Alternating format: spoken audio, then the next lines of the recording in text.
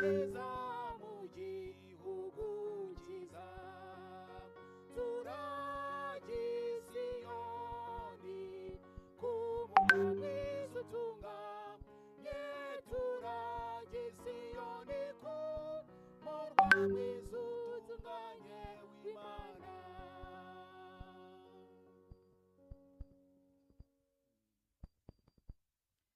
Reverência ao nosso Deus, vamos inclinar nossos rostos para uma oração.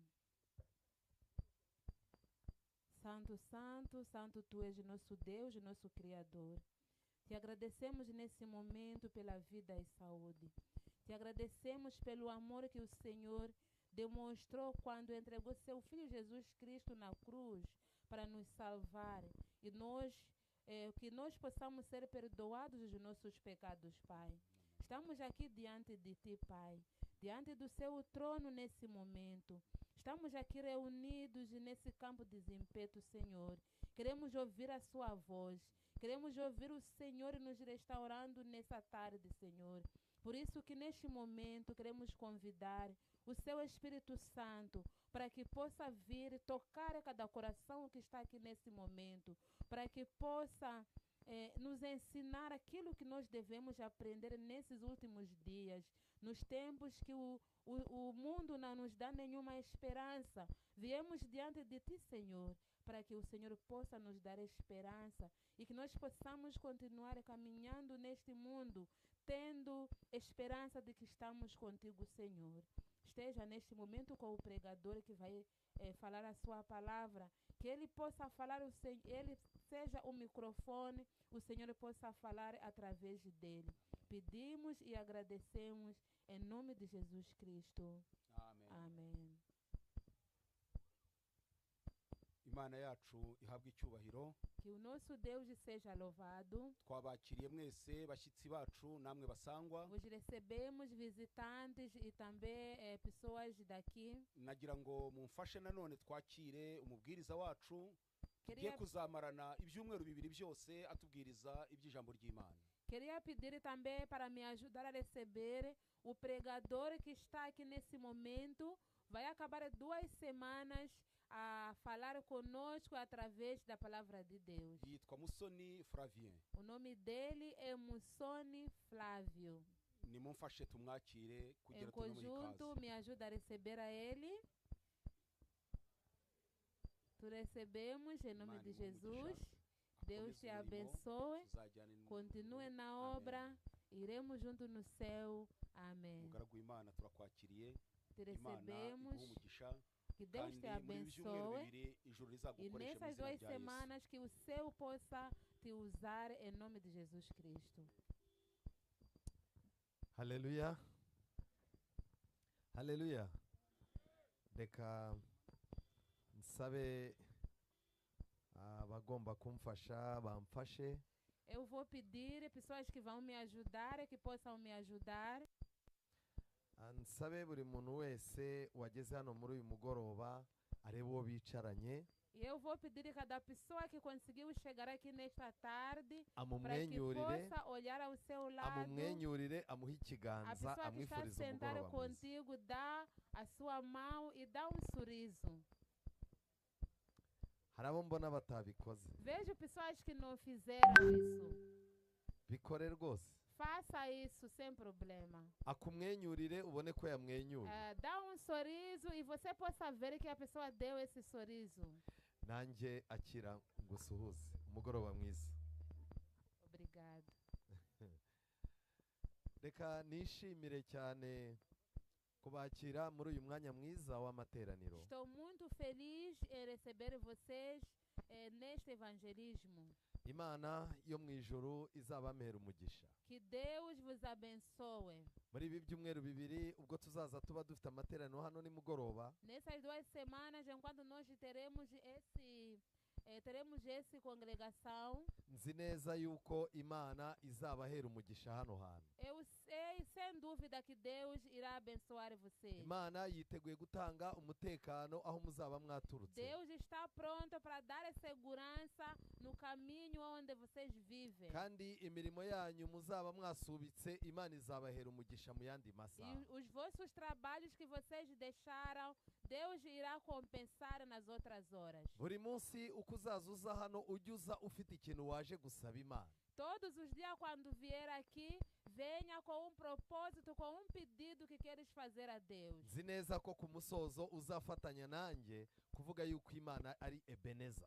Eu sei muito bem que no fim irá se juntar a mim para agradecer e dizer que Deus é Ebenezer. dutangiye amateraniro buri muntu wese mu maso ye hagaragara ko afite ibibazo bitandukanye. Estamos a iniciar esse evangelismo, mas na vossa cara todo mundo parece ter problemas. ariko ku musozo tuzaba twambaye ubwiza bw'imana. Mas no fim iremos se vestir da beleza de Deus. kuko iyo Mose yazamukaga umusozi yagiye kubonana n'Imana, iyo yamanukaga yabaga bengerana mu maso. Porque quando Moisés subia na montanha para ele falar com Deus, quando ele voltava, vinha com brilho porque foi falar com Deus. ntabwo biri mu mugambi w'Imana yuko abantu bicwa n'ibibazo. Não é o propósito de Deus que os seus filhos fiquem com problemas. hari uwigeze kuvuga ari we mwami wacu dusenga, yigeze kuvuga ngo mwese abarushye n'abaremerewe muze munsange ndabaruhura. Tem alguém que falou que é o nosso Senhor Jesus Cristo, que nós oramos. Ele disse: vinde a mim todos que estáis cansados e eu vos aliviarei. abantu rero bari barimo gutambuka hano bakumva aya materaniro, Imana igararika imitima yabo bakaza bakicara, tubasabiye umugisha ku Mana. As pessoas que estavam a passar aqui e viram essa congregação e Deus falou com seu coração, veio se juntar a nós, que Deus te abençoe. turabizi neza ko n'ejo muzagaruka kuko Imana yabazanye n'ejo izabagarura. Nós sabemos muito bem que vocês vão voltar, porque o Senhor Deus que vos convidou, amanhã também irá vos convidar de novo. tuzagira umwanya wo gusengera abantu batandukanye bafite ibibazo. Nós vamos ter tempo para orar para as pessoas que têm problemas diferentes. ababishaka tuzagira umwanya wo kuganira hano. Aqueles que querem, nós teremos tempo para conversar aqui mesmo. kandi si ibyo gusa, tuzagira n'umwanya w'ibyigisho by'umuryango, ibyigisho by'ubuzima nabyo tubararitsemo. Não é só isso, teremos estudos de família, teremos estudos de saúde e vos convidamos para que vocês também possam participar. Imana yabahaye igihugu cyiza, irifuza no kubaha umutima mwiza. Deus vos deu bom país e deseja também vos dar bom coração. ndasaba rero kugira ngo amateraniro yacu nasoza mujye muramukanya, kandi Imana izagenda ibahera umugisha aha hantu. Eu peço que quando nós terminarmos aqui, vocês possam se abraçar, se cumprimentar e Deus irá dar bênçãos. munyemerere rero mbasabe mujye juru kugira ngo dusenge Se Imana. vocês me permitirem, peço para se colocar em pé e vamos orar. Data wa twese uri mu ijuru, Senhor nosso Deus que estás no céu, Mana nziza yaturemye kandi twitaho, bom Deus que nos criou e que nos cuida. wowe ubana natwe mu buzima tubamo bugoye kandi ntudutererane. O Senhor que vive conosco na vida difícil e não nos abandona. uyu ubaye umugoroba udasanzwe tuje imbere yawe ngo dutege amatwi ijwi ryawe. Esta é uma tarde boa que queremos ouvir a sua palavra. buri muntu wese uri aha afite icyo akwifuzaho kandi umusubize. Cada pessoa que está aqui deseja alguma coisa, responda, Senhor. mwuka wawe akomeza agenda aha hantu. Que o teu Espírito Santo possa caminhar no meio de nós. iki gihugu tugisabiye umugisha wawe kandi tugisabiye amahoro aturuka kuri wowe. Pedimos bênçãos para esse país e também pedimos a paz que vem de ti, Pai. ubwo rero tugiye kubumbura ijambo ryawe rigira imbaraga muri twe nk'uko byari bimeze igihe ryandikwaga. Senhor, vamos abrir a sua palavra. Pedimos para que possa ter forças, assim como no tempo que foi escrito. tubisabye twizeye mu izina rya Yesu umwami wacu, amen. Pedimos com fé em nome de Jesus Cristo. Amém. Muri uyu mugoroba mbafitiye icyigisho cyiza cyane Nesta tarde eu tenho uma boa lição para vocês. gifite insanganyamatsiko nziza cyane, Tem um título muito bom. ibyiringiro mu isi idafite ibyiringiro. Esperança no mundo que não tem esperança. Ibyiringiro mu isi idafite ibyiringiro. Esperança no mundo que não tem esperança. Nagira ngo muramukanye mwongere mubwirane ayo magambo, ibyiringiro Eu mu isi quero que idafite vocês se ibyiringiro. cumprimentem novamente e falem essas palavras.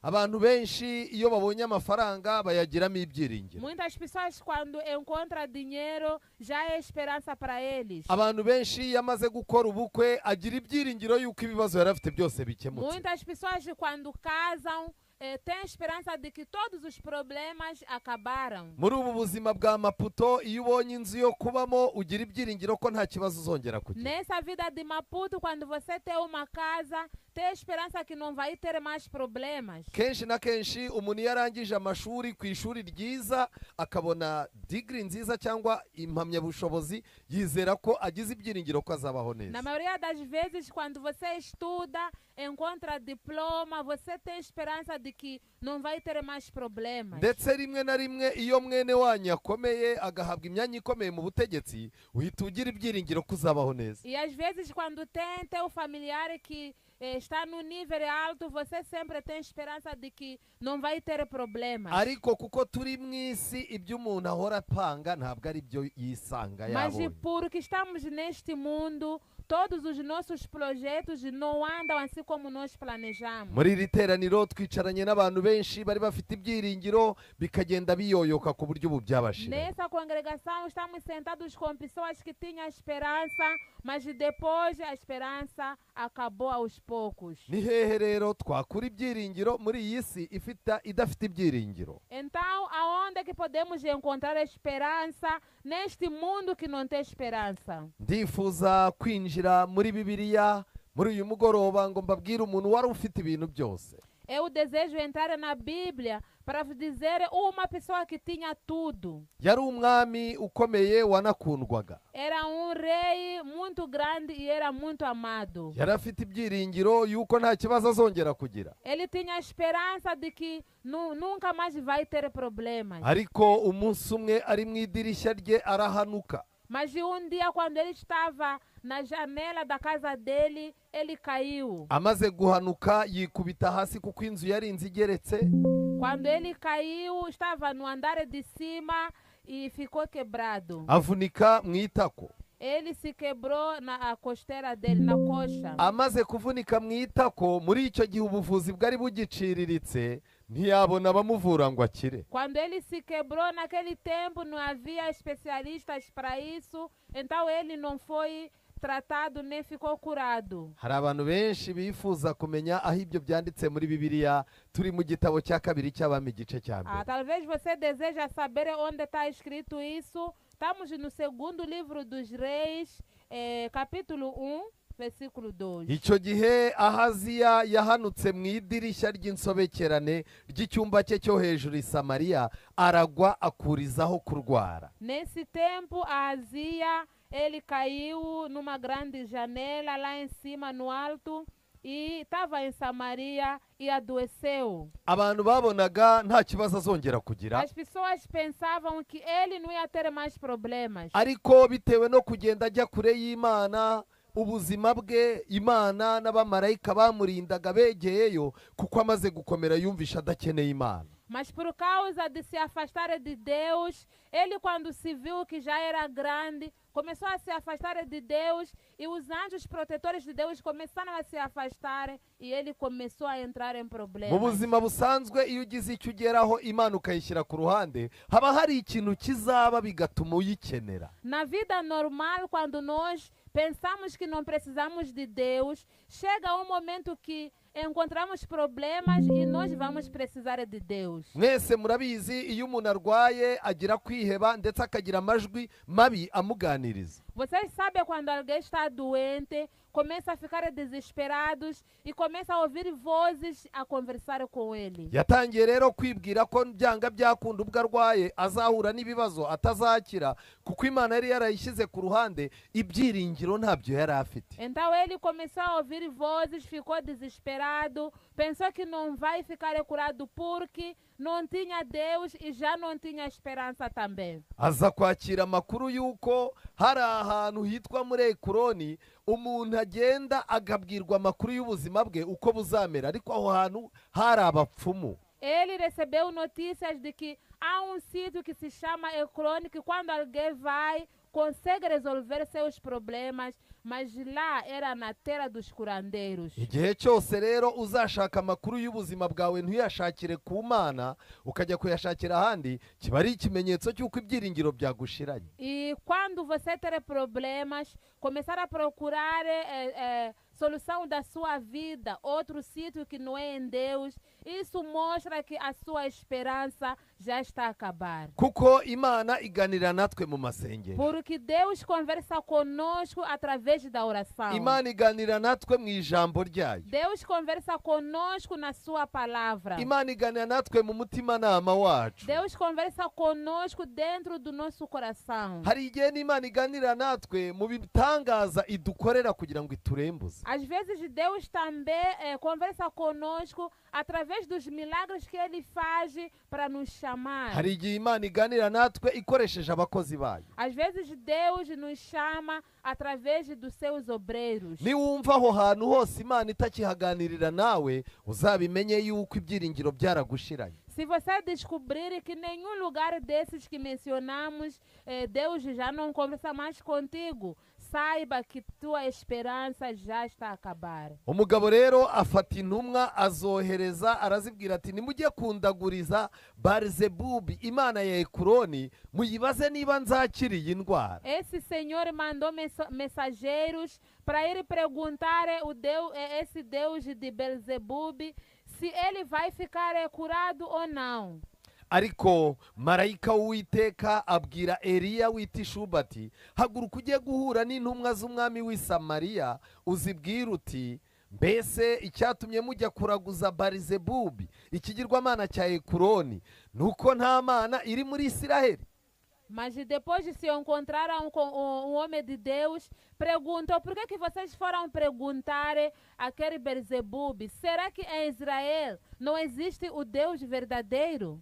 Abamarayika b'Imana baturinda barababara iyo turimo gushaka ibisubizo by'ibibazo byacu tukabishakira ahandi hatari ku Mana. Os anjos de Deus ficam muito tristes quando procuramos as respostas dos nossos problemas no outro sítio, não em Deus. Bishoboka ko Imana yateganyije aya materaniro kugira ngo dutangire abantu barimo kumanuka bajya mu Ekuroni. É possível que Deus preparou esse evangelismo para que Ele possa chamar as pessoas que estão a descer a ir procurar a Ele lá no outro sítio. Imana irimo irohereza abamarayika ngo bagutangire kugira ngo ibyaha wakoraga ubihagarike, utangire urundi rugendo rutari urumanuka ujya muri Deus Ekuroni. está a mandar anjos para que possam te chamar de volta, para você deixar de fazer esses pecados que você estava a fazer. Icyabaye rero uyu mugabo ubw'intumwa ntabwo zigeze zigenda, ariko n'ubundi byarangiye apfuye n'ubundi. O que aconteceu com esse senhor, aqueles mensageiros não chegaram de ir, mas também no fim ele morreu.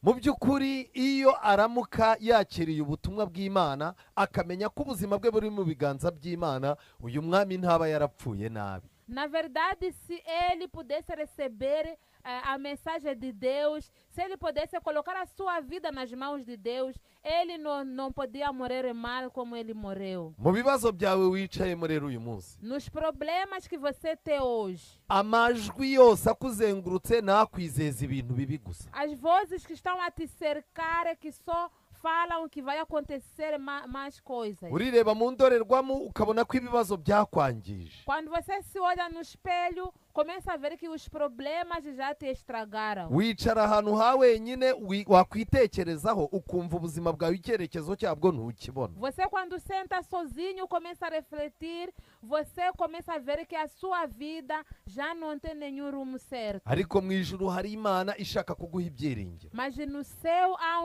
Deus que quer te dar esperança.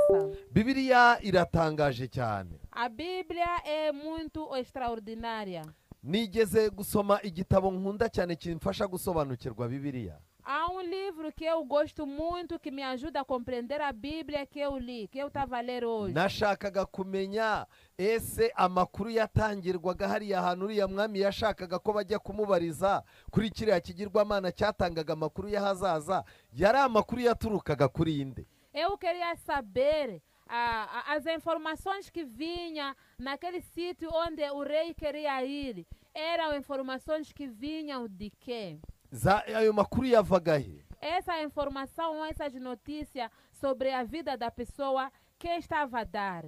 Amagambo rero nasomye aravuga ngo abantu batabarika bajyaga kukiraguzaho icyo kigirwamana, ariko ibyahazaza byahavugirwaga n'amakuru yahatangirwaga byabaga mu by'ukuri biturutse ku mwami w'umwijima ari we Satani.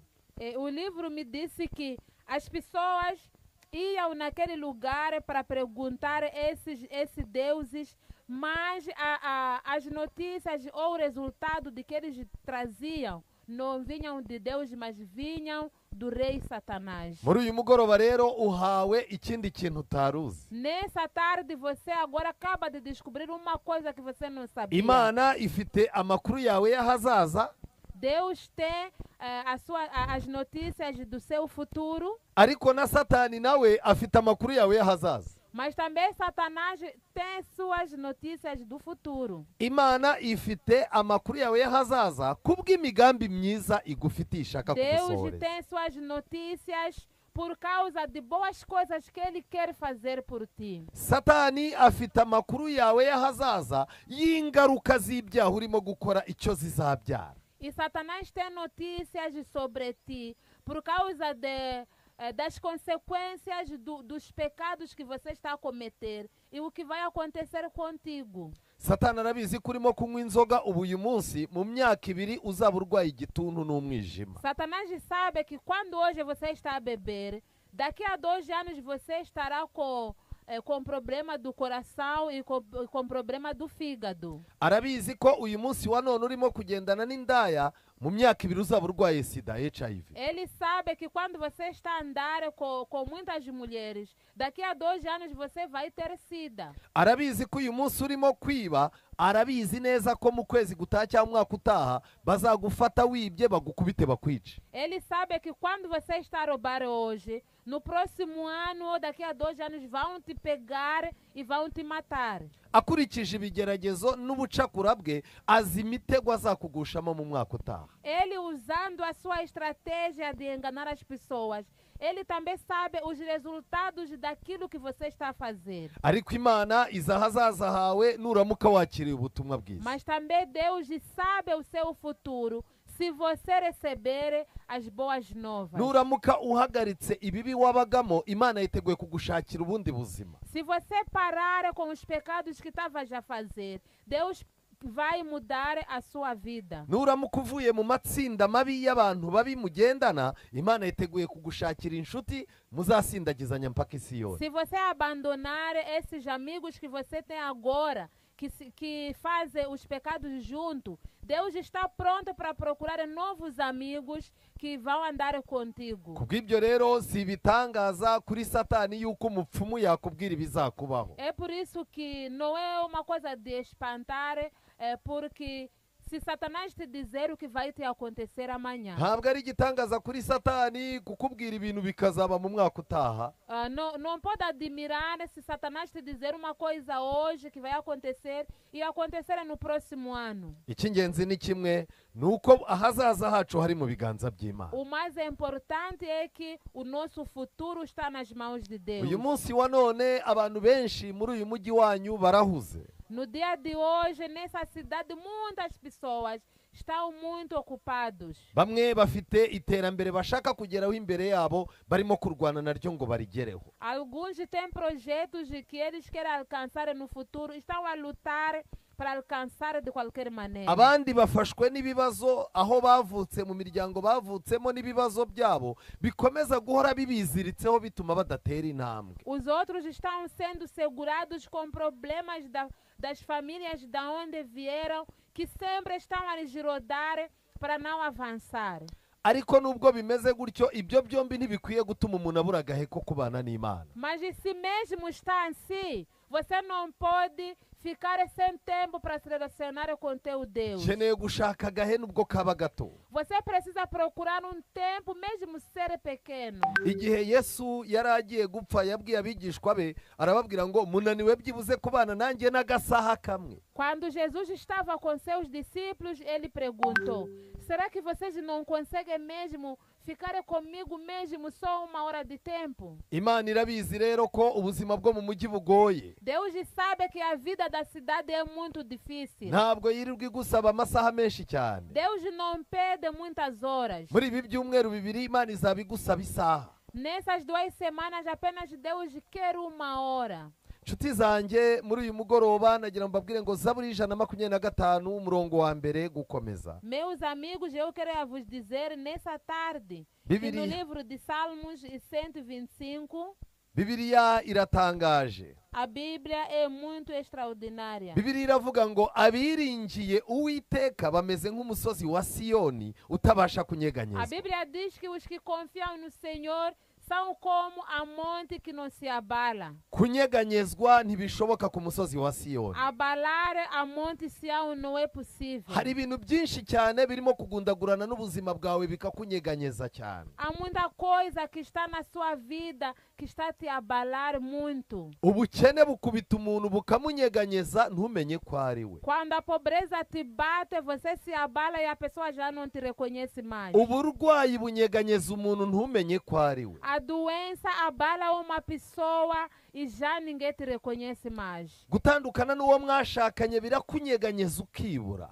A separação do seu cônjuge, do seu marido, te abala e você não se encontra mais. Ariko umuntu wiringiye Uwiteka ameze nk'umusozi wa Siyoni udashobora kunyeganyezwa. Mas a pessoa que confia no Senhor é como a monte Sião que não pode se abalar. Ikintu cya kabiri nasomye muri iri somo nakunze. A segunda coisa que eu li nesse versículo que gostei muito. Iyo ugiye kureba Isiraheli uko iteye, umusozi wa Siyoni ugoswe n'indi misozi. Quando você vai ver a cidade, da forma como está Israel, a monte está cercado com outros montes. Nta muyaga n'umwe ushobora kugera kuri Siyoni utabanje gukubita kuri ya misozi. Não existe nenhum vento que pode chegar em Sião primeiro sem bater naqueles montes que estão a cercar ele. Ntushobora gutera Siyoni utabanje gutera ya misozi yindi. Você não pode ir atacar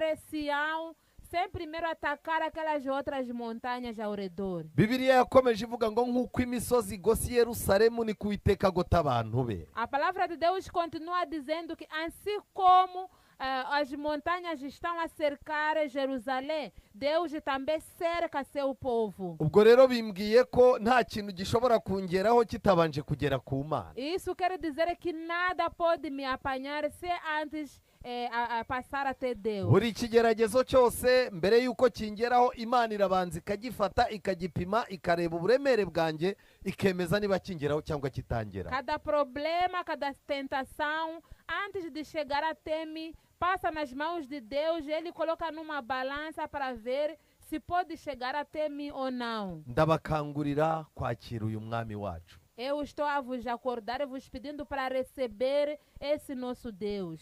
Umunsi umwe abigishwa ba Yesu bari kumwe nawe mu bwato. Dia, os discípulos de Jesus estavam com ele no barco. Yesu yari aryamye mu bwato. Jesus estava a dormir no barco. Abigishwa ntago babaraga yuko Yesu afite ububasha cyane ku mazi, ahubwo bemeraga ko Petero ari umuhanga mu bintu by'amazi. Eles não confiavam em Jesus que ele era muito experiente nas coisas das águas, mas eles confiavam em Pedro que ele sabia tudo sobre o mar lá nas águas. kenshi na kenshi hari abantu bakingiriza yesu ntitumurebe. Na maioria das vezes, há pessoas que nos tampam para não conseguirmos ver Jesus. hari igihe mu itorero habaho umuntu ufite impano nyinshi bigatuma tutirirwa dusenga ngo dusabe yesu atabara itorero rye. Às vezes, numa igreja pode haver uma pessoa que tem muitos dons e nós não conseguimos orar para que Deus possa socorrer a sua igreja. hari igihe muri korari usanga hari umuntu ufite impano nyinshi ku buryo idashobora gupfukama ngo itabaze yesu. Às vezes, há uma pessoa num grupo coral que tem muitos dons que faz com que nós não conseguimos ajoelhar e pedir socorro a Jesus. hari igihe ugira mwene wanyu ukomeye ufite ubushobozi bigatuma wumva imana ari nkaho nta kintu imaze. Às vezes você pode ter um familiar que tem tudo e você começa a ignorar Deus, pensar que Deus não é nada. ariko iyo haje umuraba w'ibigeragezo n'amakuba n'ibibazo, Mas quando começa trovoadas e relâmpagos de problemas, icyo gihe nibwo umenya abantu wari wishingikirijeho icyo bamaze. aí você vai descobrir essas pessoas que estavam a confiar, o que eles são na sua vida. yesu rero yiryamiye ibwerekeza, Então Jesus está a dormir num canto. ubwato umuraba uraza urakubita, Chegou o naufrágio, ele começou a abalar aquele barco. ubwato buranyeganyega, O barco começou a balançar nas águas. abantu bose baravuga bati petero turwaneho. Todas as pessoas começaram a clamar para Pedro lhes ajudar. petero agerageza kugashya akoresha amayeri yose birangira byanze. Pedro fez de tudo para conseguir manter o barco, mas não conseguiu. umwijima wari waje mu mazi utuma nabo ubwabo batarebana kubera n'imiraba. A escuridão começou a aparecer e ninguém conseguia ver ninguém. hari igihe ibibazo biza ukibagirwa ko ufite umuvandimwe muvukana. Às vezes vem problemas e você não se lembra mais que tens um irmão de hari igihe sangue. imiraba ikubita ukibagirwa ko hari abantu musengana nabo bakakwibagira. Às vezes vem relâmpagos de problemas e esqueces de pessoas que rezam contigo ou eles te esquecem. muri uwo mwijima rero icyabaye ni iki? Nessa escuridão, o que aconteceu? muri mariko igice cya 4 umurongo wa 35 bibiliya niho itubwirira iki gitekerezo. No livro de Marcos 4:35 é onde nós encontramos essa história. bibiliya iti kuri uwo munsi bugorobye arababwira ati twambuke tujye hakurya, basiga abantu bamujyana mu bwato yahozemo kandi hari n'andi mato hamwe nabwo. nuko ishuheri y'umuyaga iraza, umuraba wisuka mu bwato bigeza aho bwenda kurengerwa. Nessa tarde, nesse dia, quando atardeceu, Jesus falou para seus discípulos para que eles possam atravessar e ir na outra margem. Mas também outros barcos estavam ali. E quando começou a aparecer um vento e começou a vir, o barco começou a se abalar e quase afundar. E esse era o caminho que eles tinham que pegar para ir no outro sítio. yesu yari asinziriye aryamye ibwerekeza yiseguye umusego. Jesus estava a dormir num canto, estava a dormir bem. ndagira ngo muri uyu mugoroba nkwigishe gukangura yesu mu buzima bwawe. Eu queria te ensinar nessa tarde para aprender a acordar Jesus na sua vida. bishoboka yuko umaze igihe wirwanaho akaba yarabuze icyo akora mu buzima bwawe akaba yisinziriye. É possível que você tenta resolver tudo sozinho e Deus não tem o que fazer na sua vida. ukeneye gusaba imana ikaba nzima igakora mu buzima bwawe. Você precisa pedir a Deus para viver na sua vida. bibiliya iragaragaza neza yuko baragiye baramukangura baramubaza bati mwigisha ntubyitayeho ko tugiye gupfa? A Bíblia nos mostra que foram, acordaram Jesus e perguntaram: Senhor, não se importa que nós moramos? kenshi na kenshi iri jambo abantu benshi bakunda kurivuga, mana kuki utanyitayeho ko nenda kwicwa n'inzara, ko nenda kwicwa n'ubukene, nenda kwicwa n'uburwayi, kuki utabyitayeho? Muitas das vezes são nossas palavras do dia a dia. Nós falamos de Senhor, o Senhor não se importa que eu estou doente, que eu estou a morrer de fome, que eu sou pobre. abantu benshi bajya bibwira ko imana yabatereranye ariko ari uko birwanyeho bibagirwa kuyikangura ngo bayibwire ibafashe. Muitas pessoas pensam que Deus lhes abandonou, mas eles esqueceram de acordar Jesus para lhes ajudar. Yesu rero akangutse acyaha umuyaga, Quando Jesus acordou, aquietou o vento. abwira inyanja ati ceceka utuze. Falou para o mar para se aquietar. Umuyaga uratuza, inyanja iratungana rwose. E o vento aquietou-se e o mar ficou calmo. Arababaza ati ni iki kibateye ubwoba ntimurizera? E ele perguntou, por que vocês estão com medo? Ainda não confiam?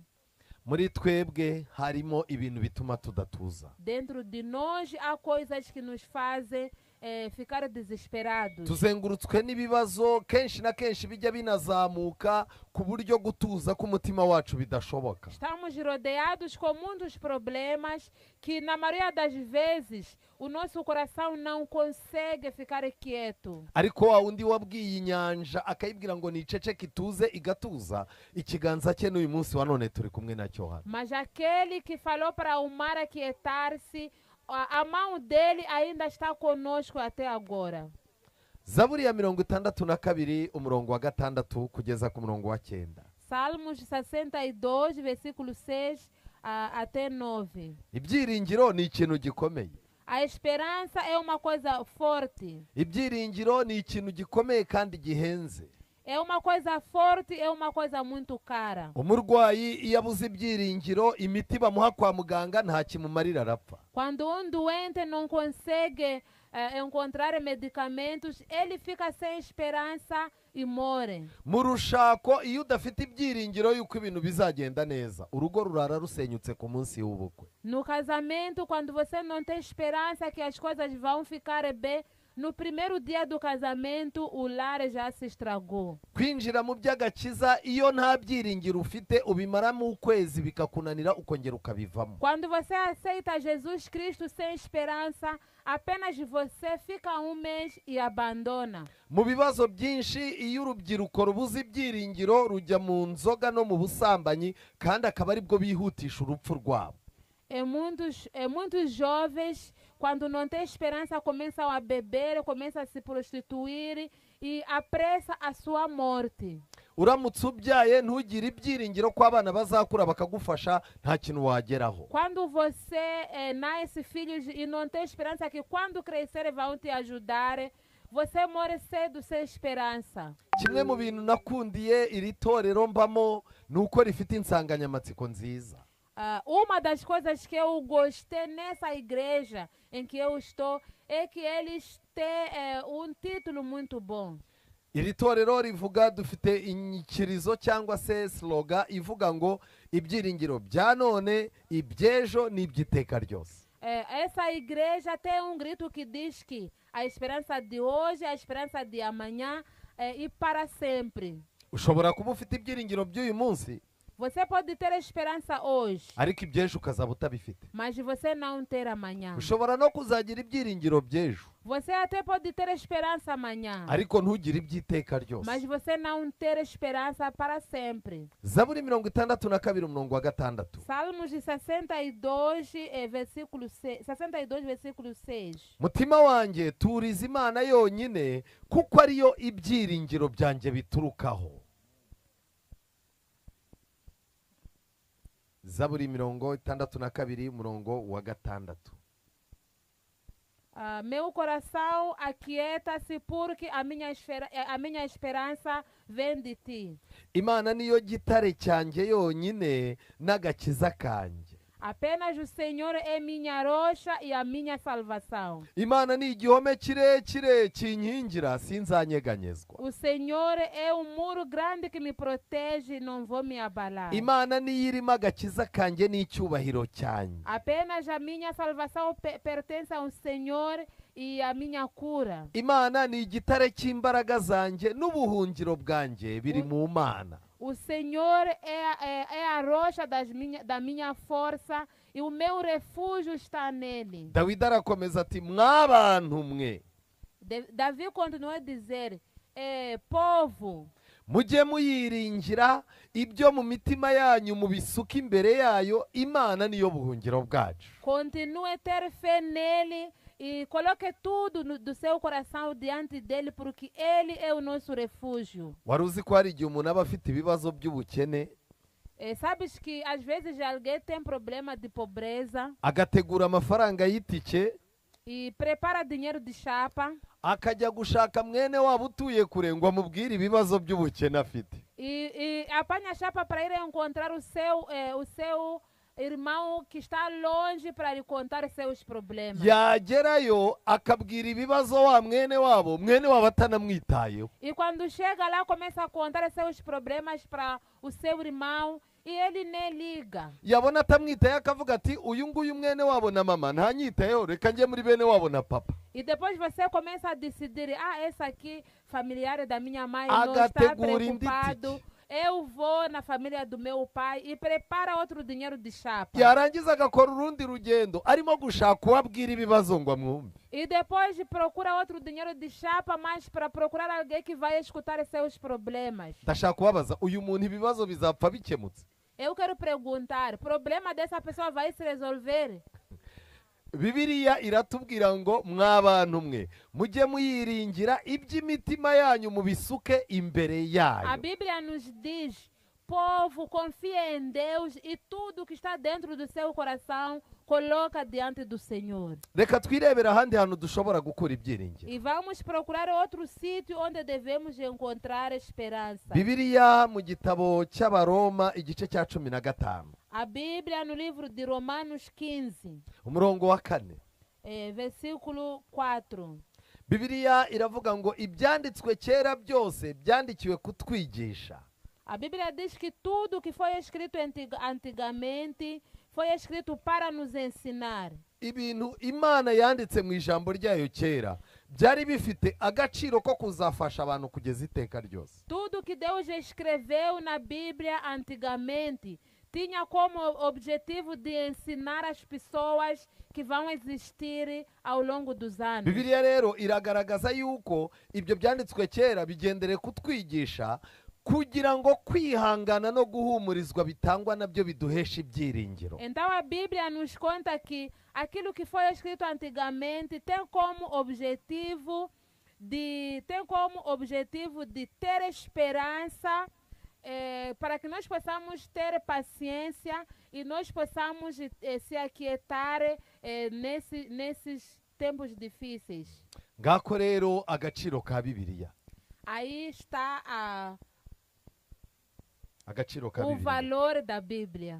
icya mbere ngiki, A primeira coisa, bibiliya itanga kwihangana. a Bíblia nos dá paciência. icya kabiri, bibiliya itanga guhumurizwa, umuntu akumva aratuje. A segunda coisa, a Bíblia te consola e você fica quieta, fica consolada. icya gatatu rero, birangira bibiliya ihesheje umuntu ibyiringiro. A terceira coisa, termina enquanto a Bíblia te dá esperança. ni ikosa rikomeye gushaka gutoza abantu ibyo kwiringira imana ariko bibiliya batayibumburiwe. É um erro muito grave quando você ensina as pessoas ter esperança ou ter Deus sem abrir a Bíblia. itoze kwiga bibiliya mu gitondo, usome isomo rimwe, uryirirwane mu bitekerezo mu kazi kawe, bizagera nimugoroba wumva utuje mu mutima ufite amahoro. Pratica uma coisa, leia a Bíblia de manhã, pode ser só um versículo, continua a pensar nisso que você leu de manhã e você vai ter um coração muito quieto e com muita esperança. bibiliya ifite agaciro cyane kuko ituma abantu bagira umutima mwiza kandi bakaba abantu batasigaye inyuma mu by'iterambere, abantu bafite icyerekezo kizima. A Bíblia tem muita importância porque faz com que as pessoas andam com o tempo e as pessoas têm esperança e não são pessoas que ficaram atrás com as coisas do mundo. mu gihe cyose habonetse umuntu utambutse ijambo ry'imana, uzamutega amatwi kuko ayo magambo afitanye isano n'ibyiringiro biri muri wowe. Na sua vida, quando você escutar, ver alguém a falar a palavra de Deus, escuta, porque isso traz esperança na nossa ibanga vida. rya kabiri ryo kwibonera ibyiringiro. Segundo segredo para você ter esperança. nari maze kubereka akamaro ka bibiliya kugira ngo umuntu agire ibyiringiro. Eu estava a vos mostrar a importância da Bíblia para que você tenha esperança. nari nabanje kubereka uburyo iyo Yesu ari mu buzima bwawe ukwiye kumukangura kugira ngo akangure ibyiringiro byawe. Eu primeiro vos já mostrei que quando você está em problemas, lembra de acordar Jesus para que ele possa resolver seus problemas. ibanga rya gatatu rero ngiri. O segundo segredo o terceiro segredo é esse. Yesaya 30 umurongo wa 15 Bibiliya iravuga ngo iki? Isaías 30, versículo 15. A Bíblia diz o quê? Uwiteka Imana uwera wa Isiraheli yaravuze ati, O Senhor dos exércitos, o Santo de Israel, disse o seguinte: nimugaruka mugatuza muzakizwa. se vocês voltarem e se aquietar, serão salvos. Aya magambo ni magufi kandi aroroshye ku muntu wese uri hano. Essas palavras são muito curtas, é muito fácil para cada pessoa que está aqui. Icya mbere ni ukugarukira Imana. A primeira coisa é voltar até Deus. Aho Satani yagucishije agukura ku Mana urahazi, ariko Imana ifite umugambi wo kwigarukira. Você sabe qual é o caminho que Satanás usou para te tirar até Deus, e Deus hoje tem como te fazer voltar. Icya kabiri ni ugutuza. A segunda coisa é você ficar quieto. Nta kintu inzoga nyinshi ziri bumare ku rusaku rw'ibibazo byawe. Muita bebida não vai resolver nada no barulho dos seus problemas. Nta kintu kugira urugomo no kwanga bene wanyu biri bumare ku bibazo n'urusaku rw'ibibazo byawe.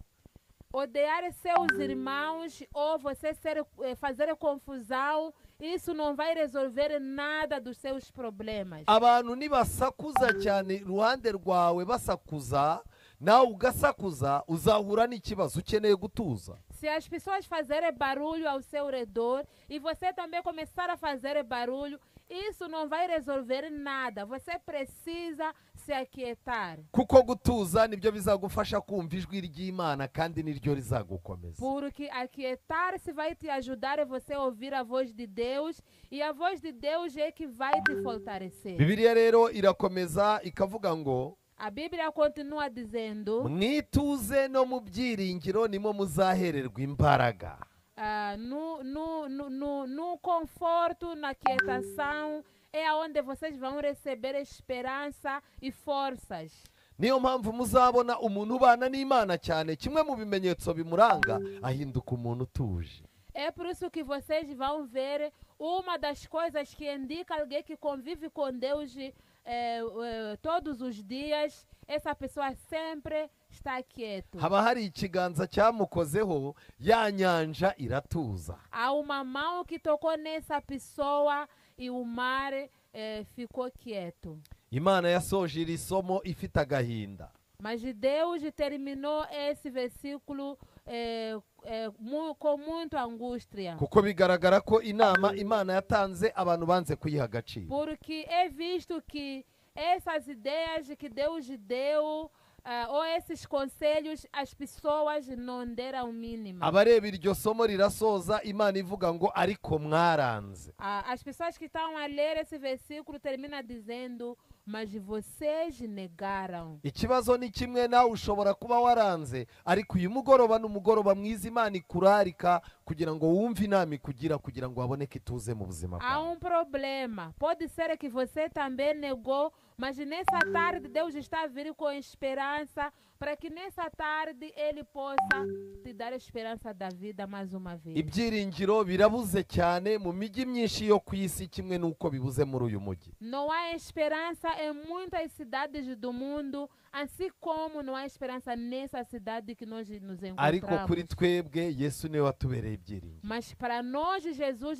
se tornou esperança. Uyu munsi wa none muca muri iyi mijyi, muca muri iyi mihanda, ukabona nta kibazo gihari. Hoje em dia, quando você está a passear, está andando nessa cidade, parece que não há problema. ariko uramutse ufite amaso y'ijuru wabona yuko hakenewe ubutumwa bwiza muri uyu mugi. Mas se você observar com outros olhos celestiais, você consegue ver que as pessoas precisam de Deus, precisam da mensagem que vem do céu. Hari intambwe abantu zirindwi abantu batera barimo gukamukamo ibyiringiro. Há 7 passos que uma pessoa dá quando está a perder a esperança. Kugira ngo umuntu atakaze ibyiringiro atangirira ku ntambwe yo kutagirana ibihe n'Imana. Para a pessoa perder a esperança, começa com o primeiro passo de não ter nenhum tempo para Deus. Iyo ntambwe yo kutagirana ibihe n'Imana ni intambwe mbi cyane. Esse passo é passo muito mau. Umuntu aratangira kumva ibintu byo gusenga ntacyo bimubwiye. Você começa a sentir que orar já não vai te ajudar Gusoma nada. Bibiliya kumva ntacyo bimubwiye no kugendana n'abantu b'Imana kumva ntacyo bimubwiye. Você começa a ver que ler a Bíblia não te ajuda nada, andar com pessoas que amam a Deus também não te ajuda nada. Intambwe rero ikurikiraho abantu bagundagurana nayo ni ukumva utizeye ubuzima bw'ejo. Outro passo que as pessoas estão a lutar com ele quando está a perder a esperança é sentir que não tem esperança para o amanhã. Iyo uri umukobwa Satani atangira kumvisha ko kubona umugabo bizaba bigoye. Quando você é uma menina, Satanás começa a sussurrar no seu ouvido que não vai ser fácil você encontrar marido. Iyo uri umugore Satani akumvisha ko abantu urimo kubyara utazabasaziramo kuko umugabo azishakira undi mugore. Quando você é uma senhora ou casada, Satanás começa a te dizer que não vais conseguir cuidar desses filhos, não vai ter nenhum futuro porque teu marido vai te abandonar. Mu magambo make Satani atangira kubaka imbere yawe imisozi idahari. Em poucas palavras, Satanás começa a construir montanhas que não existem. Iyo kwiringira Imana kubuze rero utangira kugira ngo ibyo bibazo birahari birakuzengurutse kandi mu by'ukuri biba bitaraza. Quando você não tem Deus, não tem esperança, você começa a viver como se fosse que esses problemas existem, mas enquanto ainda nem chegaram. Igihe Abisirayeli batakaga babwira Imana ngo babuze ibyo kurya ntago bari babibuze, bari bafite stock y'imyaka izamara ukwezi bayirya. Quando o povo de Israel clamou para Deus que estão a sentir fome, não há comida, eles tinham comida em estoque que podia acabar mais ou menos um mês. Intambwe rero ya gatatu igaragaza ko umuntu arimo kugenda ibyiringiro bikamuka. O terceiro passo que mostra que dentro de nós já a esperança está a esgotar-se. No gutangira kubona ko watereranywe. Você começa a perceber que foste abandonado. Utangira kumva Imana yaragutaye. Você começa a sentir que Deus te abandonou. Ukabona ababyeyi baragutaye kuko batagukunze bakunze abandi bana. Começa a ver que teus pais não te amam, amam outras crianças. Ugatangira kubona n'abantu mwirirwana nta muntu kwitayeho. Você começa a ver que todas as pessoas que estão contigo, ninguém se preocupa contigo. Satani abazamura muri wowe ikintu cyo kugira ngo wihebe uzagere ku rwego wanakwiyahura. Satanás começa a fazer subir a pressão de você ficar desesperado, até pode chegar o tempo de você se suicidar. Intambwe rero ikurikira ni ukumva utishimiye kubaho wanakwiyahura. Outro passo é você não ficar feliz de viver, querer desaparecer neste mundo. Umuntu rero atangira kuzaza yiyaturiraho amagambo mabi yerekana ko niba murakaza hari umunsi aziyica. A pessoa começa a falar palavras que não são boas na vida dele, dizer que se vocês me provocarem, eu até posso me matar. Iyo ugeze aho rero ibibazo birakurenga ukinjira mu ntambwe ya gatanu. Quando você chega nesse momento, os problemas já são muito demais e você entra no quinto passo. Kubera kubyuka utekereza ibibazo byawe wajya no kuryama ukabitekereza utangira kubura amahoro n'ibitotsi. Por causa de você dormir a pensar nos seus problemas, acordar a pensar nos problemas e você já não apanha mais sono. Satani rero atangira kukubwira ibyo ugomba gukoresha, ugatangira ukanywa inzoga, ukanywa itabi, ukajya mu nzu zibyinirwamo kugira ngo ujye urara wirengagiza ubuzima ibibazo byatabona umwanya kubitekerezaho. E Satanás então entra começa Satanás começa a atuar na sua vida, te sussurrando que você deve beber, deve andar por aí nas noites, para que você possa esquecer seus problemas. aho rero satani atangira kukwicisha ubuzima bwawe, atangira kugutegurira urupfu ariko ari wowe urwiteguriye. Aí Satanás já está preparado para te matar, mas usa você mesmo próprio para você se matar. Satani kukwica byaramunaniye kubera ko hari abamarayika b'Imana bakurinze. Satanás não consegue te matar porque existem anjos de Deus que te protegem. Ariko satani arabizi ko wowe ubwawe ushobora kwiyica bigakunda. Mas ele sabe que você pode se matar e isso ser possível. Ubu rero abantu barimo bariyica bo ubwabo. Então agora as pessoas estão a se matar eles próprios. Intambwe ikurikiraho umuntu ahinduka umuretwa wo kwiheba burundu. O outro passo que segue, a pessoa se torna escravo de desespero para sempre. Iyo umuntu yihebye nta byiringiro afite, n'umubiri utangira kurwara indwara zidasobanutse. Quando você fica desesperado, o seu corpo começa a adoecer com doenças fantasmas que ninguém consegue entender. Satani também. rero akakujyana ku ntambwe ya nyuma yo kubura ibyiringiro. Satanás, quando te leva no último passo de você não ter mais esperança, Iyo ntambwe nta yindi, utangira kuzaza ugira amateka mabi gusa.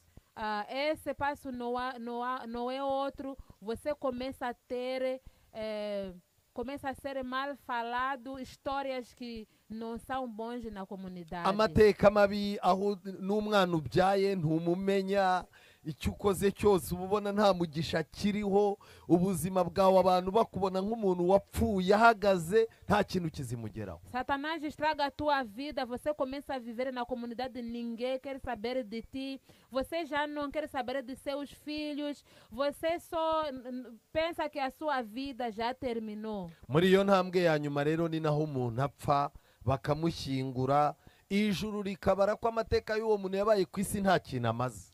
É aí que você morre e as pessoas te enterram e o céu escreve no seu nome que você viveu neste mundo, mas você não serviu para nada. Hari ikintu gikomeye ndimo kwifuza muri uyu mugoroba dusoza. Há uma coisa que eu desejo nesta tarde, enquanto estamos a terminar.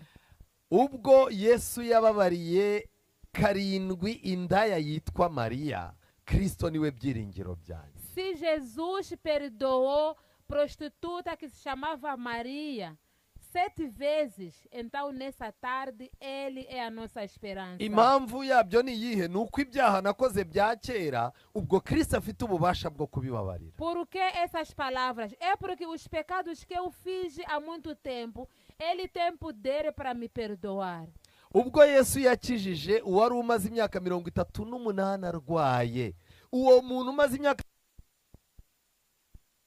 Kristo niwe byiringiro byanjye. Se Jesus curou uma pessoa que adoeceu 38 anos e essa pessoa ficou curado, então no dia de hoje, agora nesse momento, Jesus é a minha esperança. Ntabwo uburwayi bukwiye kugukura ku Mana. A doença não pode te tirar nas mãos de Jesus. Ubwo Yesu yageze i Yeriko mu mujyi uzwi, agasura urugo rw'umuntu abantu bangaga bose witwa Zakayo, akagera mu rugo we iwe, Kristo niwe byiringiro byanjye. Se Jesus chegou numa cidade onde vivia uma pessoa que era odiado por muitas pessoas e ele foi em casa dele, então hoje Jesus é a minha esperança. Kuko bishoboka ko waba wicaye hano bene wanyu bacibwa nta muntu ukigushaka, ariko Yesu arimo aravuga ngo humura, uyu munsi ndarari wawe. Pode ser que você está sentado aqui enquanto ninguém se preocupa contigo, tuas famílias já te abandonaram, mas Jesus hoje está a dizer, eu vou dormir na sua casa. Bishoboka ko wigeze kwiba kubera inzara. Pode ser que você já roubou por causa de fome. Bishoboka ko ari abo wahemukiye kubera inzara. Pode ser que você já foi uma pessoa que não é confiável por causa de fome. Kwiheba kwatumye ugira n'abantu wanga kubera ibyo bibazo. O desespero fez com que você comece a odiar as pessoas por causa dos seus problemas. Ubwo Yesu yagaburiye abantu 5,000 bagahaga, hagasigara ibiseke, hagasigara intonga cyangwa ibitebo 12, Kristo niwe byiringiro byanjye. Se Jesus alimentou 5.000 pessoas e ficaram saciados até restou, então Ele é a minha esperança.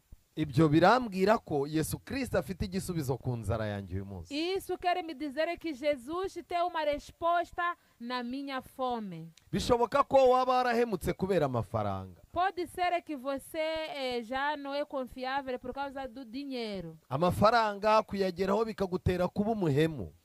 Você, para conseguir ter dinheiro, você teve que ser alguém que anda a extorquir os outros. Ndetse niyo ubyutse nta mafaranga ufite, wirirwana umushiha n'umutima mubi. Mesmo que agora, hoje, quando você não tem dinheiro no bolso, você acorda de mau humor. Kristo uyu mugoroba akwiye kukubera ibyiringiro. Nessa tarde, Jesus deve ser a sua esperança. Kuko Kristo yatumye Petero aroba ifi arayifata arayasamura ayikuramo igiceri ajya kugitangamo umusoro.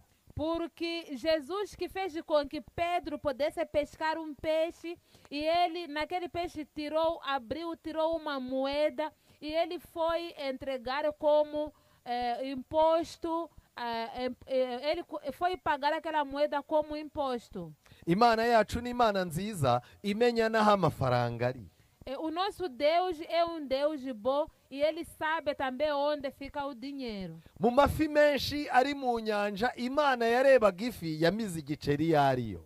Muitos peixes que havia lá no mar, Deus estava a conseguir peixe que engoliu uma moeda. Yasabye iyo fi kuvaho iri ikaza hafi y'aho Petero ari buhagarare kugira ngo Petero aze kubasha kuyiroba. Deus pediu aquele peixe para vir até perto de onde Pedro estava, para que Pedro possa pescar aquele peixe. Niwizera Imana, Imana izagushakira imibereho. Se você confiar em Deus, Ele vai procurar uma forma para você sobreviver. Nibyo koko uzakoresha imbaraga ushaka ubutunzi, ariko Imana izabworoshya ibwegeze aho uri bubuhigire. Pode ser que você vai usar muita força para conseguir viver, mas Deus vai trazer essas formas de você sobreviver perto de você, onde vais conseguir alcançar. Ubwo Kristo yirukanye abadayimoni benshi mu muntu wari warananiranye. Se Jesus Cristo conseguiu expulsar muitos demônios numa pessoa que já não tinha solução. Abadayimoni bari baratumye yikebagura umubiri, nta n'abantu bamuzirikaga imigozi ngo bishoboke. Os demônios faziam com que ele se cortava e ninguém conseguia amarrar aquela pessoa. Yesu yarangiza kumukiza, abantu bagaruka bagasanga wa muntu azi ubwenge nk'abandi. Quando Jesus curou aquela pessoa, as pessoas, quando encontraram ele, viram que ele já está lúcido, é uma pessoa normal como os outros. Uyu mugoroba Kristo agomba kuba ibyiringiro byanjye. Nessa tarde, Jesus tem que ser a sua esperança. Yesu uwo ndimo kubabwira niwe wavuze ngo abarushye n'abaremerewe muze munsange ndabaruhura. Esse Jesus que eu estou a vos dizer, ele que disse: vocês que estão cansados, vinde até mim, eu vos aliviarei. Bishoboka ko waba urushye muri uyu mugoroba. Pode ser que você está cansado nessa tarde. Bishoboka ko ibyiringiro byawe birimo kugenda bikamuka. Pode ser que você já não tem mais esperança dentro de ti. Bishoboka ko ubuzima bw'imbere urimo kubureba ntububone. Pode ser que quando você observa lá à frente, a sua vida já não tem mais esperança. Icyo ukeneye ni kimwe, ni ukwakira umwami Yesu. O que você precisa é só receber Jesus Cristo. Shaka ukuntu akubera ibyiringiro. Tenta conseguir que Jesus seja a sua esperança. Bibiliya yavuze ko ari we buye abubatsi banze, ariko ryahindutse rikomeza imfuruka. A Bíblia diz que ele é uma pedra que foi rejeitado pelos construtores, mas se tornou uma pedra que fortalece ângulo. Wagerageje kubaka ubuzima wubakiye ku bindi bintu Imana itarimo, ariko bimwe biragenda bigaragara ko byanga. Você tentou construir a sua vida da sua maneira sem incluir Jesus, mas você consegue ver que não consegue. Cya kiganza cyaruturishije inyanja uyu mugoroba kiri hano imbere yacu. Aquela mão que acalmou o mar, essa tarde está aqui diante de nós. Ese ninde witeguye kubwira Imana ngo Mana, uyu mugoroba ndakwakiriye mu mutima kugira ngo mbere ibyiringiro? Quem está pronto para dizer a Deus nessa tarde: Senhor, eu te recebo no meu coração, para que possa ser a minha esperança. ndasoza ngukangurira kwiyegurira imana. Eu vou terminar, mas pedindo para que você possa se entregar a Deus. uyu mugoroba haramutse hari umuntu wifuza isengesho ridasanzwe, Essa tarde, se haver uma pessoa que precisa uma oração especial, akaba ashaka kwegurira imana ubuzima bwe, precisa entregar a Deus a sua vida, akabwira imana ati uyu mugoroba ijambo ryawe rimuritse mu mutima wanjye, você dizer a Deus: Senhor, nessa tarde a sua palavra iluminou no meu coração. ndifuza kuba mu biganza byawe, Eu desejo estar nas suas mãos. ndifuza kuba mu nzu yawe, Eu desejo estar na sua casa. nendaga kwiyahura kubera ubuzima bubi buri imbere yanjye, Eu estava prestes a me suicidar por causa dos problemas que estão na minha frente. ariko uyu mugoroba nguhisemo nk'umwami n'umukiza. Mas nessa tarde eu escolho você como meu Senhor e meu Rei. Kuri uyu musozo nagira ngo nsabe umuntu wifuza kwiyegurira imana Nessa tarde eu vou pedir uma pessoa que quer se entregar a Deus. atambuka aze hano imbere kugira ngo tumusengere. Possa vir até aqui à frente para que possa receber uma haguruka oração. ubitekereza kandi ubikunze ku mutima. Levanta com vontade e pensa dentro do seu coração. Imana irimo iragutangira ngo utazasubira mu ngendo mbi wakoraga. Deus está a te chamar para que você não volte mais nos problemas que você estava a enfrentar. Arimo ararambura ikiganza ngo uze muhoberane nawe. Ele está querendo Kansaba te abakuru b'itorero mwegere abraçar no mumfashe para que kwakira abantu você b'Imana. possa vir perto dele. Mubamera amashyi menshi cyane abantu barimo kwiyegurira imana. Palmas para as pessoas que estão a se entregar a Deus. Uyu ni umugoroba mwiza Imana igiye gutanga impano y'ibyiringiro. Essa aqui é uma tarde que Deus vai dar esperança. Anyitaho Yesu, Deus cuida de mim. anyitaho Yesu, Jesus arandinda. cuida de mim e me protege. Yesu Kristo muri uyu mugoroba afite icyo yifuza gukora ku Jesus mutima buri Cristo muntu. nessa tarde precisa fazer alguma coisa no seu coração. Ijuru hari Imana igiye gutanga ihumure ku bwoko No bwayo. céu há Deus que quer fortalecer o seu povo. Hari Imana iri hano yifuza gushyira ikiganza Há hejuru y'ubwoko Deus que bwayo. está aqui que precisa colocar a mão no seu povo. Imana yo mu ijuru ikomeze ibahe imbaraga. Que Deus do céu continue a vos dar forças. Tugiye gusenga isengesho ridasanzwe muri uyu mugoroba. Vamos orar uma oração especial nessa tarde. Uri umunyantege nke nibyo, ariko mu ijuru hari Imana igiye kugira É ikigumira. possível que você é muito fraco, mas nessa tarde Jesus vai fazer alguma coisa. Mu kiganza cyawe Imana ishaka kugupfumbatisha ibyiringiro. Na sua mão Deus quer colocar esperança. Ibyiringiro bya none, A esperança de hoje. ibyiringiro byinshi, A esperança de amanhã. ibyiringiro by'iteka A ryose. esperança de para sempre. Imana yaduhaye igihugu cyiza, Deus nos deu um bom país. iduha ubuzima bwakagombye kuba ari bwiza, ariko Satani ntiyabika. Ele nos deu uma boa vida, mas Satanás não deixa. Iki gihugu Imana irimo irashaka kugiteguriramo abazatura mu gihugu cy'ijuru. Esse país Deus quer pessoas para preparar, para que eles possam viver na nova terra.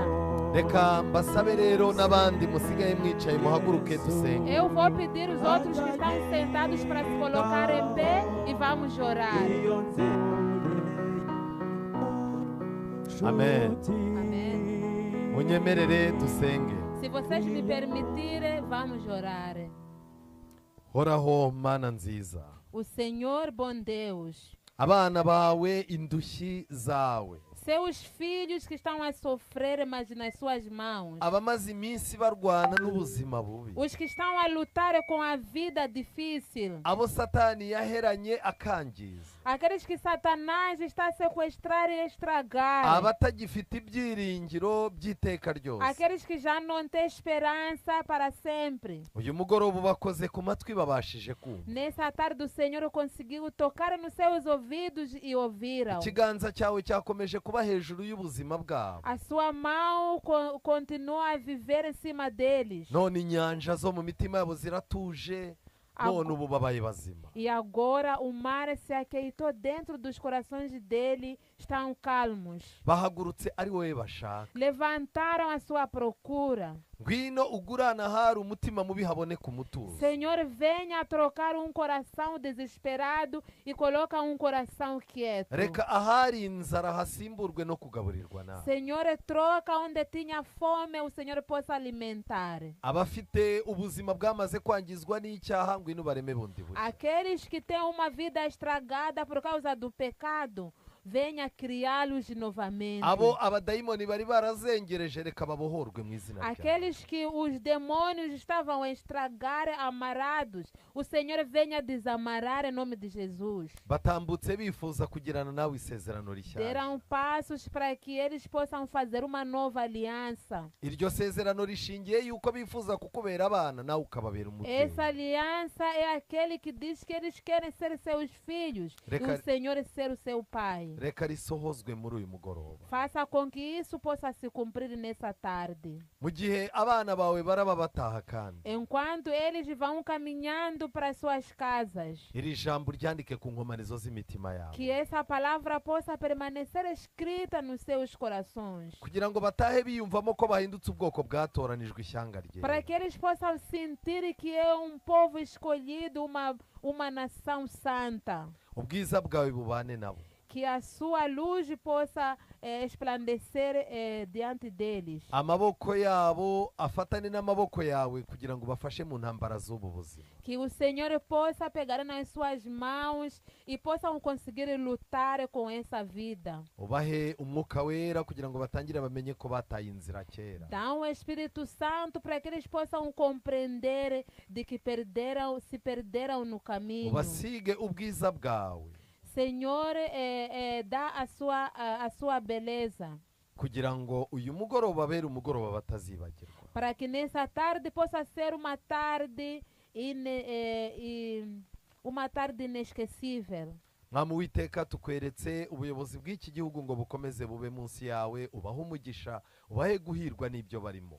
Senhor, mostramos a dirigência desse país para que o Senhor possa dirigir e dar bênção naquilo que estão a planejar. tugushimiye abashinzwe umutekano bazengurutse aha kugira ngo abamarayika bawe bera nabo babahe umugisha. Agradecemos pelas pessoas que estão a cuidar da segurança, que o Senhor possa abençoá-los também. ejo nimugoroba twiteguye kugaruka hano kubw'ububasha bwawe n'imbaraga zawe. Amanhã à tarde estamos preparados para voltar aqui, mas com a sua segurança. ukomeze uduhere umugisha kuri uyu musozi mu izina rya Continue nos yesu, dar amen. bênçãos nessa montanha, em nome de Jesus Cristo. amen. reka nsabe abangaba bavugane na bariya bagabo. Eu vou pedir que vocês que estão aqui à frente possam se dirigir ali para falar com aqueles homens yego ali. muce hariya kugira ngo muvugane na bariya Passe bantu. desse lado para falar com aquelas pessoas. yego ntago tubatinza Não mwihangane. não vamos demorar, pedimos um pouco de paciência. imana ibahe umugisha, mubampere amashyi menshi Que cyane Deus abantu begura Imana. abençoe. Palmas para essas pessoas que se entregaram a Deus. Murakoze.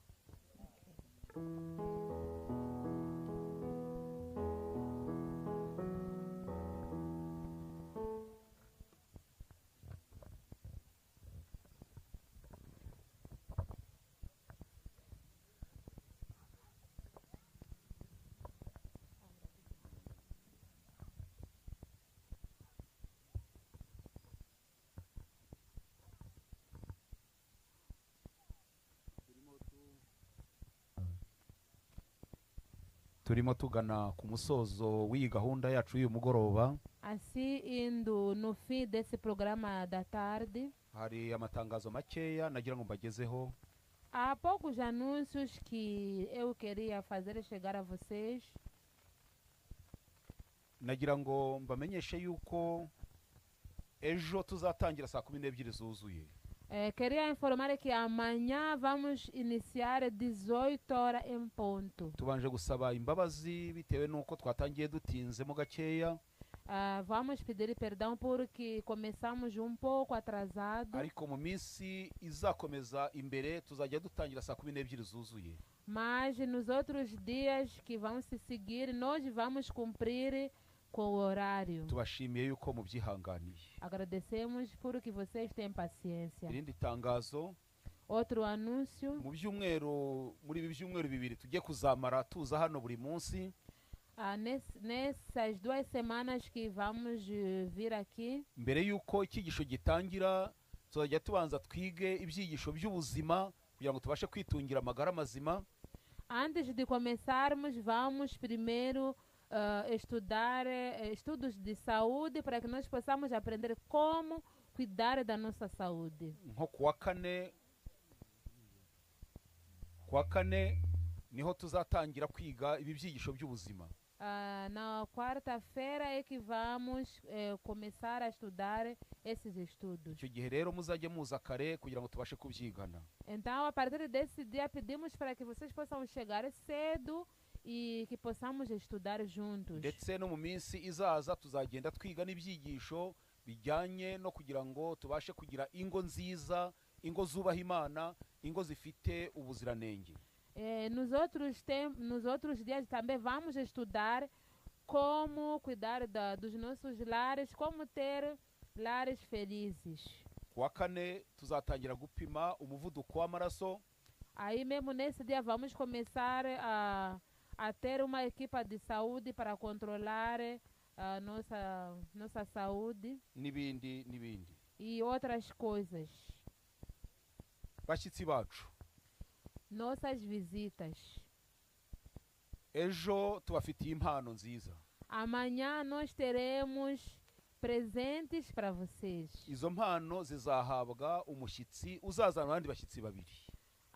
Esses presentes, quem vai receber é uma visita que vai aparecer com mais de 2 visitas. Uwo mushyitsi turamwiteguye kandi tumubikiye impano nziza y'akataraboneka. Essa visita terá presente extraordinário. Imana ibaha umugisha, Que Deus vos abençoe maze ejo tuzabasha kongera guhurira aha ngaha twese turi e bazima que amanhã possamos se encontrar aqui novamente com saúde, mu izina rya Yesu. em nome de Jesus Cristo. Amém. Mureke rero duhagaze dusoze iteraniro ryacu ry'uyu mugoroba E para terminar, vamos se colocar em pé n'indirimbo y'Ijana-na-14. no hino número 114.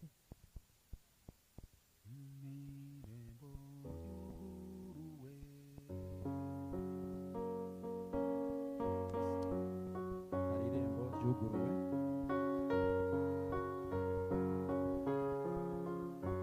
Hari irembo ryuguruwe ryatumye mwishurirwa umusaraba wakure Yesu yatangiyemo begereza n'imbabazi byatumye rugururirwa rugururiwe Imana ihimbazwe irembo ryugururiwe abashaka gakiza wabakire n'abakene bose barinyuremo begereza n'imbabazi byatumye rugururirwa rugururiwe Imana ihimbazwe nshuti komeza utwarane irembo ryuguruwe ikorera umusaraba ntibuzahabwa ikamba begineza n'imbabazi byatumye rugururirwa rugururiwe Imana ihimbazwe tumaze kwa bukuruzi dutewa musaraba twambikwa amakamba meza twitahire mw'ijuru begereza n'imbabazi byatumye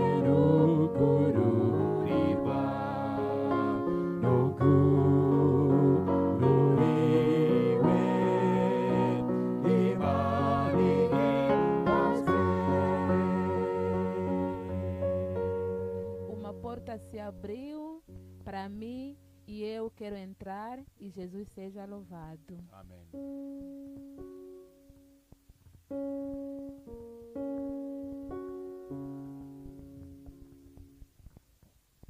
Vamos orar. Urakarama muvyeyi wacu dukunda, Senhor Deus, te agradecemos. mu izina rya Yesu Kristo tuvugije impundu n'ivyishimo kuri uyu mugoroba, Em nome de Jesus Cristo, estamos muito felizes nessa tarde, uko imbabazi zawe zamaho ibihe bidashira. porque o seu perdão vive para sempre. Tugushimiye ko wongeye kurema ibyiringiro mu bugingo bwacu. Agradecemos porque o Senhor criou mais esperança na nossa Satani vida. yadutwaye ibyiringiro mwami, Satanás nos roubou a nossa esperança. ariko shimwa Kristo kuri ibyiringiro by'ubugingo Mas o bwacu. Senhor seja bendito porque és a nossa esperança. Uyu mugoroba duhamagaye imbaraga z'ijuru ngo zongere zubake ibyiringiro mu mitima yacu. Nessa tarde chamamos forças celestiais para que possa construir mais esperança na nossa Mu ngo vida. zacu ibyiringiro byararangiye, Nos nossos lares já não há mais mu bikorwa esperança. byacu ibyiringiro byararangiye, No nosso trabalho já não temos mu buzima esperança. bwacu ibyiringiro byararangiye, Na nossa vida diária já não há esperança. ariko tugushimiye ko wongeye kurema ibyiringiro. Mas agora agradecemos porque o Senhor criou mais esperança. Urakoze nyakubahwa kuyo tugusenga utwumva. Muito obrigado, Senhor, porque quando oramos o Senhor nos Dusengeye escuta. abana bawe bari kuri uyu musozi, Oramos para seus filhos que estão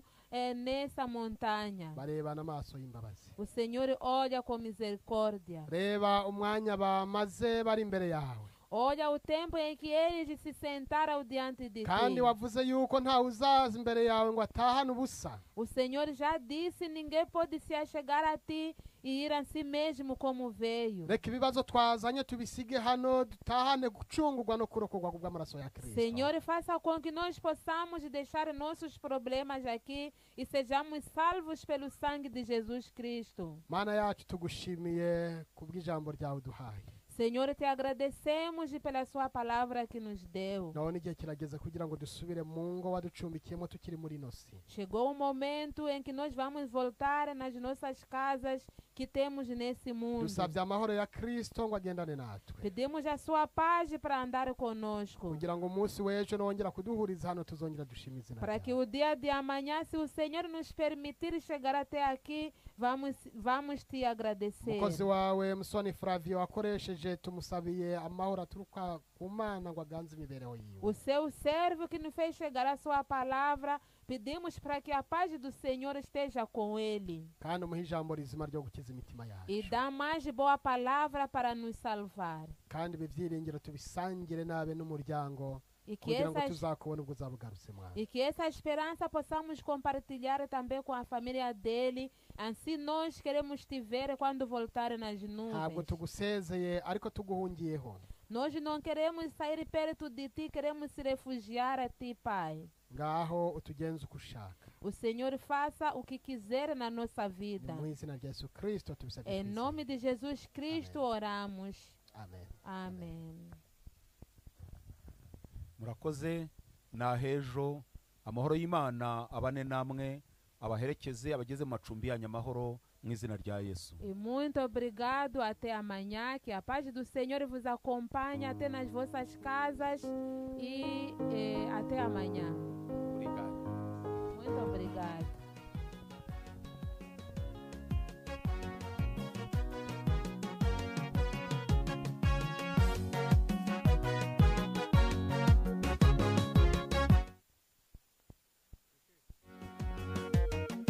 Hosiana, Hosiana, Hosiana, Hosiana, hahirwa umwamuje mu izina ry'Uwiteka, amahoro n'icyubahiro biba hasumba hose. Hosiana, Hosiana, Hosiana, Hosiana, hahirwa umwamuje mu izina ry'Uwiteka, amahoro n'icyubahiro biba hasumba hose. Umunsi umwe Yesu yinjiye mu murwa Yerusalemu, mu cyubahiro cy'umwami w'abami. Abaturage b'uwo murwa basasa imyambaro yabo mu nzira